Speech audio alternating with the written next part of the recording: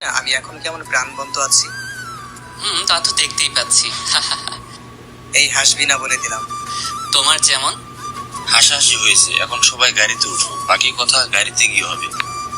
তারপর সবাই গাড়িতে ওঠে, বাড়ির উদ্দেশ্যে রওনা দিলাম। বাড়ির সামনে এসে গাড়ি দাঁড় করালো। বাড়িটা এখনো ঠিক আগের মতোই আছে। তারপর সবাই বাড়ির ভিতরে আসলাম। যা বাবা, তুই একটু রেস্ট নে, অনেক দূর থেকে জার্নি করে এসেছিস। আব্বু। ততক্ষণে আমি তোর পছন্দের খাবার রান্না করি। তারপর আমি আমার রুমে চলে আসলাম। বাহ, রুমটাও দেখছি আগের মতোই আছে। তারপর আমি ওয়াশরুমে গিয়ে ফ্রেশ হয়ে বিছানায় শুয়ে পড়লাম।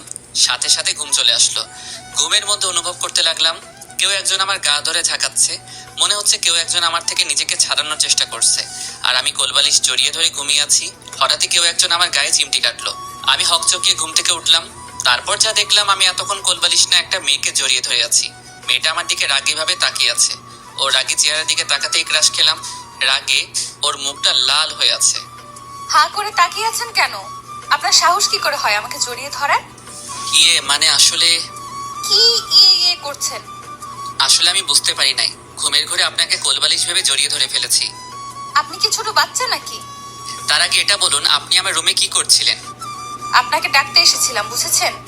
আচ্ছা যান, এইবারের মতো ক্ষমা করে দিলাম। এই 1 মিনিট, আমি আপনার কাছে ক্ষমা কখন চেয়েছি?